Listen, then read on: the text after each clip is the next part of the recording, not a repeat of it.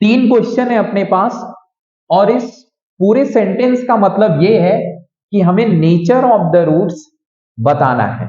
और अगर nature of the roots इसके रियल निकलते हैं, मतलब अगर इसका नेचर रियल है तो उसको आपको बताना है कि वो होगा क्या।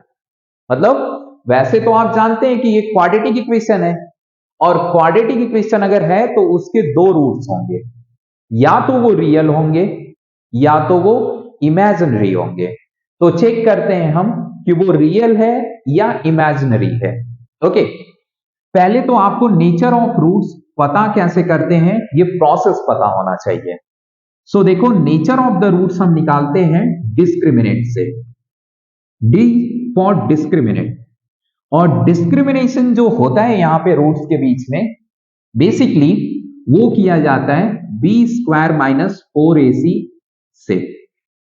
अगर इसकी value B square minus 4ac की वैल्यू 0 के इक्वल है तो बोलेंगे कि इसके पास इक्वल रूट्स है। ठीक है, और अगर इसकी value B square minus 4ac की वैल्यू 0 से बड़ी है, यानी कि +1 +2 +3 पॉजिटिव है, तो इसको हम बोलेंगे कि ये रियल है। क्या है? रियल रूट्स हैं इसके पास।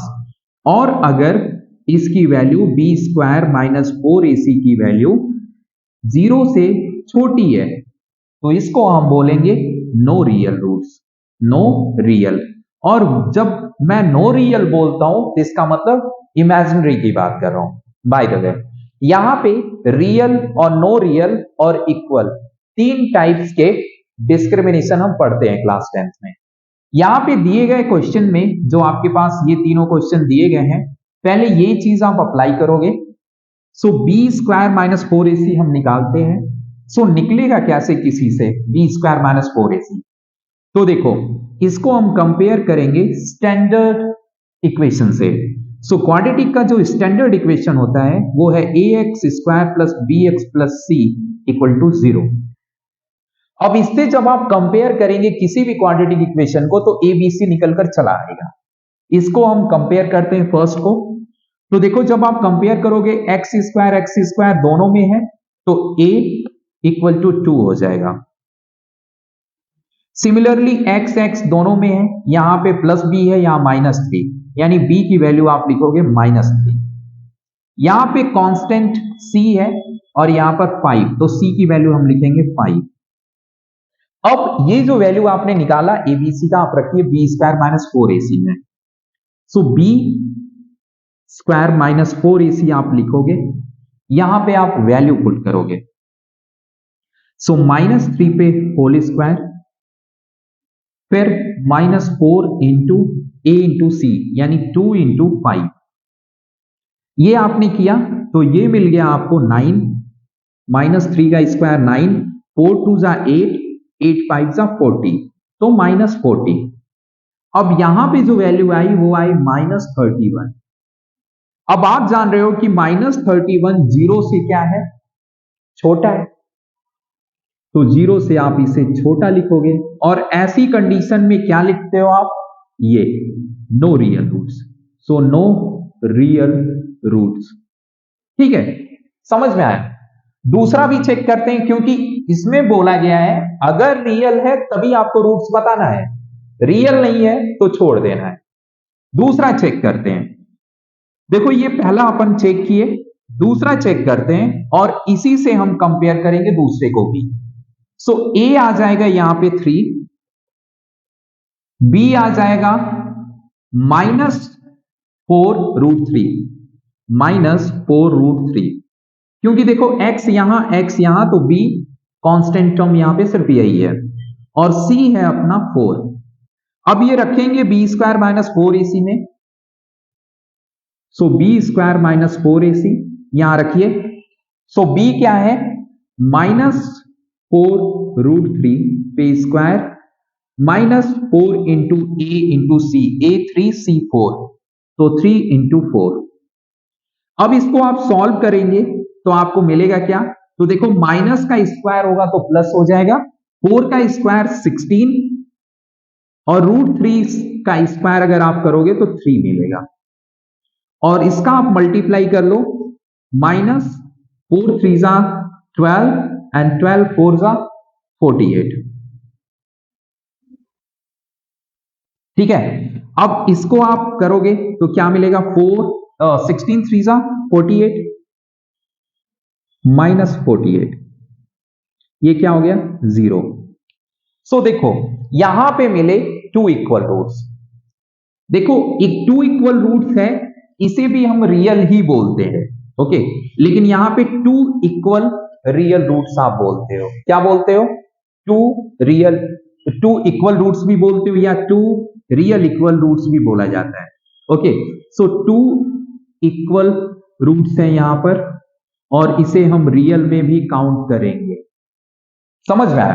तो यहां पे 0 मिला, यानी कि ये कंडीशन फॉलो किया। अब अगर फॉलो कर रहे हैं, रियल है, तो फाइंड आउट करते हैं, निकालते हैं। सो आइए अब इसको निकालने के लिए हम क्या करेंगे, मिडिल टर्म स्प्लिटिंग करते हैं। सो देखो क्वेश्चन है क्या, 3x square minus 4√3x plus 4 equal to 0। अब ये देखो 4 3 जा 12 होगा, कांस्टेंट और coefficient of x square multiply करोगे तो मिला क्या, ध्यान से देखना, मिला आपको 12।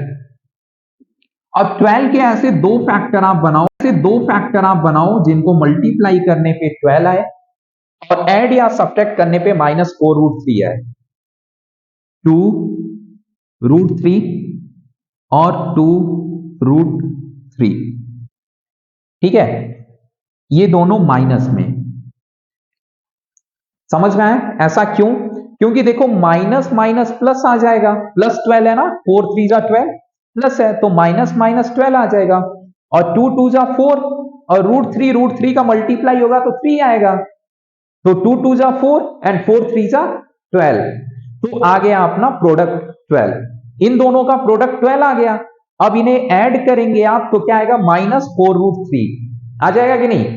तो यहां पे हम लगा देंगे x, और इस तरीके से ये मिडिल टर्म को रिप्लेस कर देगा, इसे बोलते हैं मिडिल टर्म स्प्लिटिंग। तो यहां पे आएगा आपका 3x स्क्वायर, और लिखेंगे आप -2√3x -2√3x plus 4 equal to 0। अब 4 अगर आपके यहां पे क्या हो गए, टर्म्स हो गए, तो दो दो का पेयर बनाइए और कॉमन लीजिए। इन दोनों में कॉमन क्या है, तो इन दोनों में कॉमन है √3x। अब आप बोलेंगे कि ये कैसे पता, x तो दोनों में दिख रहा है, लेकिन √3 मैंने कैसे कॉमन लिया, इसमें डाउट है। √3 इसमें ऑलरेडी दिख रहा है, यहां पर 3 दिख रहा है, तो एक 3 को 2√3 हम एज्यूम कर सकते हैं, क्योंकि 2√3 से मल्टीप्लाई होकर एक 3 बनता है। तो यहां पे क्या बचा, √3x, यहां पे हुआ माइनस, और यहां पे क्या बचा 2, समझ में आया। अब इन दोनों में कॉमन लीजिए, इन दोनों में क्या कॉमन है, तो इसमें पहले तो हम first of all minus common लेंगे। अब आप बोलेंगे माइनस क्यों कॉमन लिया, क्योंकि फर्स्ट टर्म नेगेटिव है, इस वजह से माइनस को कॉमन ले लिया मैंने, ताकि फर्स्ट टर्म पॉजिटिव बन जाए। ओके, और क्या चीज कॉमन है, तो 2 कॉमन है, तो बचा क्या √3x, और माइनस, क्योंकि प्लस है यहां पे माइनस कॉमन लिया तो अंदर साइन चेंज हो जाएगा, तो -2 बचा यहां पे इक्वल टू 0। अब देखिए ये जो टर्म है, ये टर्म और ये टर्म दोनों में है, तो इसे कॉमन ले लेंगे, ठीक है, तो आप लीजिए इसे कॉमन, ये हो जाएगा आपका √3x -2 कॉमन, और बचा क्या है यहां पे √3x -2, ये बचा इक्वल टू 0। तो यहां पे आपके पास दो फैक्टर्स बन गए, इन दो फैक्टर से आपको दो इक्वल रूट्स मिल जाएंगे। देखो आप यहां पे जब आप इनको इक्वेट करोगे 0 के, तो मिलेगा आपको √3x -2 equal to 0 and √3x equal to 2 and x equal to 2/√3। Same value ये भी डिलीवर करेगा, ठीक है, इसीलिए मैं इसको बोल रहा था 2 equal real roots. Real roots 0 और 0 से बड़े जितने भी होते हैं सब रियल ही होते हैं। क्वाड्रेटिक इक्वेशन में नो रियल यानी कि यहां पे जिसको नो रियल डील किया गया वो सिर्फ नेगेटिव नंबर को, ओके, यानी 0 से छोटा। बाकी थर्ड क्वेश्चन मैं छोड़ रहा हूं, ये आप लोग करो, ओके।